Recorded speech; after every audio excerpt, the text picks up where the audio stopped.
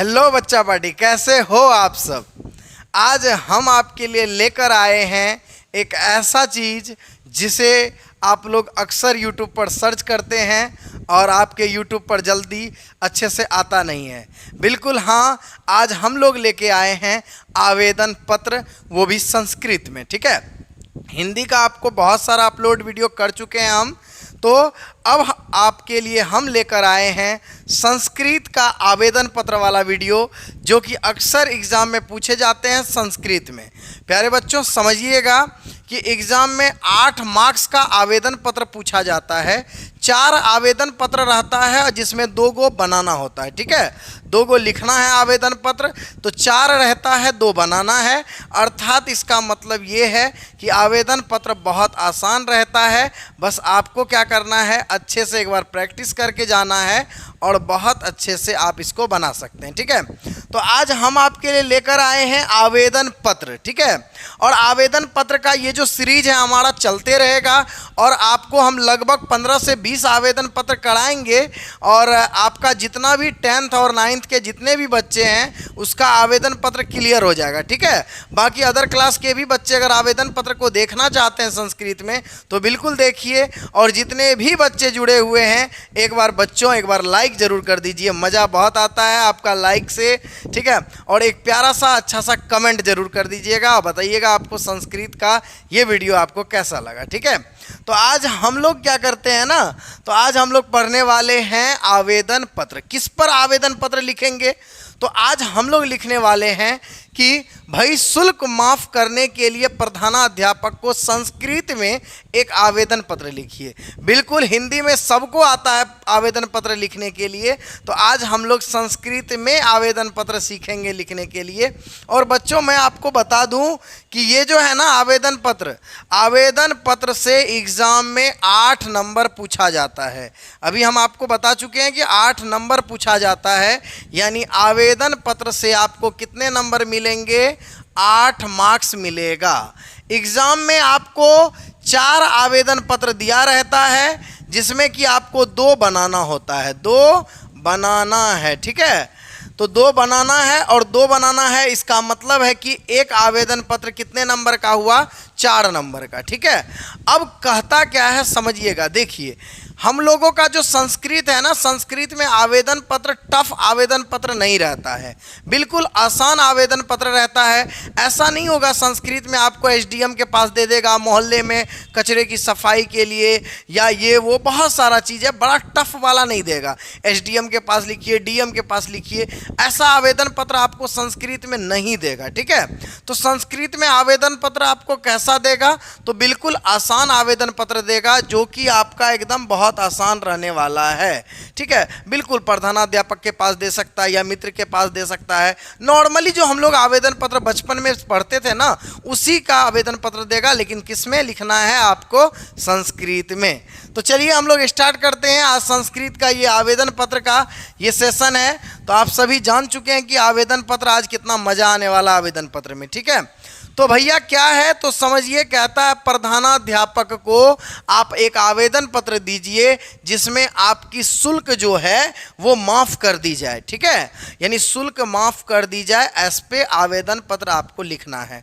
तो सबसे पहले आप सबको पता है कि हिंदी में हम लोग क्या लिखते हैं बच्चों, सेवा में। क्या लिखते हैं, सेवा में। तो यहाँ पर भी हम लोग वही लिखेंगे, बस आप लोग थोड़ा सा ध्यान दीजिएगा। ठीक है, ये हमारा आवेदन पत्र का पहला लाइन रहने वाला है, सेवायाम, यानी सेवा में को क्या लिखेंगे, सेवायाम। बच्चों समझ में आ रहा है, यानी सबसे पहला लाइन रहेगा सेवायाम।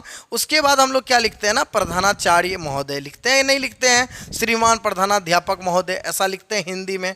तो यहाँ पर लिखेंगे सेवायाम प्रधानाचार्य महोदया। क्या लिखना है बच्चों, सेवायाम प्रधानाचार्य महोदया। ये आपका लाइन रहने वाला है, जब भी प्रधानाध्यापक के पास लिखिएगा ये लाइन अवश्य लिखना है। क्या लिखना है, सेवायाम प्रधानाचार्य महोदया। क्या लिखना है? सेवायाम प्रधानाचार्य महोदया। ठीक है, बस उसके बाद क्या करना है, आपको अपने स्कूल का नाम लिख देना है। उसके बाद क्या करना बच्चों, आपको अपने स्कूल का नाम लिख देना है।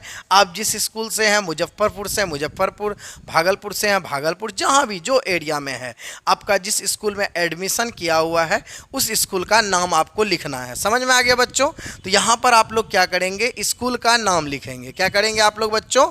स्कूल का नाम लिखेंगे, फिर लिखेंगे महाशय। इसमें विषय उसे मत लिखिए, एक तो 4 मार्क्स में आ रहा है, ज़्यादा इसको टफ मत कीजिए। ज़्यादा अगर कोशिश कीजिएगा और बड़ा बनाए तो मेन जो इसका टॉपिक है जिस पर आप आवेदन पत्र लिख रहे हैं वो भूल जाइएगा। ठीक है, तो इसमें ज़्यादा विषय द्वारा, शिक्षक द्वारा ये सब कुछ नहीं लिखना है, एकदम बिल्कुल आसान लिखेंगे। सबसे पहला लिखेंगे सेवायाम प्रधानाचार्य महोदया। ये लाइन तो लिखना ही लिखना है प्रधानाध्यापक के पास। अपना स्कूल का नाम में संस्कृत कुछ नहीं, स्कूल का नाम बस हिंदी में जो नाम है वो नाम लिख देना है। उसके बाद यहाँ लिखना है आपको महाशय। क्या लिखना है बच्चों? महाशय। याद रहेगा, महाशय, या आप महोदया भी लिख सकते हैं या महोदय भी लिख सकते हैं, लेकिन आप महाशय लिखें, एक अच्छा वर्ड है, तो आप यहाँ लिखें महाशय। अब यहाँ पर हम लोग क्या करेंगे, अपना बात को लिखेंगे। सबसे पहले हिंदी में क्या लिखते थे? सविनय निवेदन है कि, यही लिखते थे ना बच्चों। तो यहाँ पर लिखेंगे सविनयम, अंशुआ का मतलब मौ पढ़ेंगे, सविनयम निवेदनम अस्ति, यानी सविनय निवेदन है, सविनय निवेदन है, सविनयम निवेदनम अस्ति, सविनय निवेदन है। यत मम पिता सर्वकारे एकः चतुर्थ श्रेणी कर्मचारी अस्ति। सविनय निवेदन है कि, यत मतलब है कि, मम मन मेरे, मम मन क्या? मेरे, पिता सर्वकारे एकः चतुर्थ श्रेणी कर्मचारी अस्ति, यानी मेरे पिता जो है ना सरकारी के एक चतुर्थ श्रेणी के कर्मचारी हैं। यानी मेरे पिताजी सरकारी में चतुर्थ श्रेणी, ग्रुप डी, ठीक है, यानी 4th ग्रेड के ये हमारे पिताजी कर्मचारी हैं। अब जानिए रहे हैं कि अब 4th ग्रेड के कर्मचारी हैं, इसका मतलब है कि उनका सैलरी बहुत कम आता है, उनका सैलरी बहुत कम आता है। तो ज़रूरी नहीं कि आपको लिखना है सरकारी ही, आप यहाँ ये भी लिख सकते हैं मम पिता कृषक एक कृषक अस्ति, यानी मेरे पिता एक किसान हैं। मेरे पिता क्या है? एक किसान। कृषक लिख दीजिएगा तो वो किसान हो गया, लेकिन यहाँ पर हमने क्या लिखा है कि एक चतुर्थ श्रेणी कर्मचारी अस्ति। समझ में आ गया बच्चों? यानी मेरे पिताजी एक चतुर्थ श्रेणी के कर्मचारी हैं। यहाँ तक लिख दिए, बाकी का लाइन वही रहेगा। अब कहता है इसलिए तस्य मासिक आय अतीव न्यून अस्ति, यानी इसलिए उसका जो मासिक आय है, महीने का इनकम है, वो बहुत कम है, अति न्यून है। न्यून माने क्या होता है? कम। न्यून माने क्या होता है? कम। यानी अति माने बहुत कम है। ठीक है, बहुत न्यून है मतलब बहुत कम है। तस्य मासिक आय, यानी उनका मासिक आय जो है, इनकम है, वो क्या है? बहुत कम है, बहुत न्यून है। समझ में आ गया बच्चों यहाँ तक? फिर अब देखिए, एन परिवारस्य निर्वाह कठिनेन भवति, जिनके कारण परिवार का जो निर्वाह है, जीवन व्यापन है, वो बहुत कठिन से हो पाता है। समझ में आ गया बच्चों? यानी देखिए ये लाइन देखिए कितना अच्छा है। मेरे पिताजी एक चतुर्थ श्रेणी के कर्मचारी हैं, इसलिए उसका मासिक आय बहुत कम है। ठीक है, और किसी तरीक़ा से परिवार का जो जीवन निर्वाह है ये बहुत कठिन से हो पाता है। कठिनेन भवति, यहाँ तक लिख दिए। अब इतना बात लिखेंगे तो ज़रूरी है शिक्षक को दया माया आ जाएगा। आएगा कि नहीं आएगा कि चलो भाई ये बच्चे का एप्लीकेशन है और इनके पिताजी चतुर्थ श्रेणी के कर्मचारी हैं, महीना का इनकम कम आ रहा है, इसी वजह से ये बच्चे पेमेंट नहीं दे पाए। तो इसीलिए अब यहाँ से क्या करेंगे, अपना जो मेन मकसद था पैसा माफ़ कराने का, ठीक है, शुल्क माफ़ कराने का, वो अब लिखेंगे मेन बात, पॉइंट। अतः अहम भवंतम निवेद्यामी, मैं आपसे निवेदन करता हूँ, यत मम, मेरा जो है विकासदी शुल्क क्षमा पयतु, यानी मेरा जो विकासदी शुल्क है ना वो आप क्या कीजिए, क्षमा कर दीजिए। अब यहाँ पर क्या है, कहता है अतः अहम भवंतम निवेद्यामी, मैं आपसे निवेदन करता हूँ, हाथ जोड़ के निवेदन करता हूँ, यत मम विकासदी शुल्क, यानी कक्षा का जो शुल्क है वो शुल्क हमें क्या कीजिए, क्षमा कर दीजिए, क्षमा पहेतु। यहीं तक दे के आप फुल स्टॉप दे दीजिएगा, आपका पत्र लेखन कंप्लीट हो गया। बाकी आप अपना डिटेल लिखिएगा कि आप किस छात्र हैं, कौन से क्लास के हैं। तो भवतः शिष्य, अगर लड़की लोग हैं, आप लोग गर्ल्स लोग में देख रहे हैं तो शिष्या लिख दीजिएगा, बाकी सब चीज़ चल जाएगा। ठीक है, भवतः शिष्य अपना अपना नाम लिख दीजिएगा। हम राहुल कुमार लिखें, आपका जो भी नाम है, फलना कुमार, चिलना कुमार, जो आपका नाम है वो नाम आराम से लिख दीजिएगा। अपना कक्षा लिख दीजिएगा। उसके बाद यहाँ पर क्रमांक लिख देना है, आपका जो क्लास का क्रमांक है वो लिखना है, क्योंकि एग्ज़ाम में लिखिएगा तो अब एडमिट कार्ड से रोल नंबर इसमें नहीं लिखना है। ठीक है, ये नहीं कि एग्ज़ाम में गए तो एडमिट कार्ड का रोल नंबर क्रमांक है वही छाप दिए, नहीं।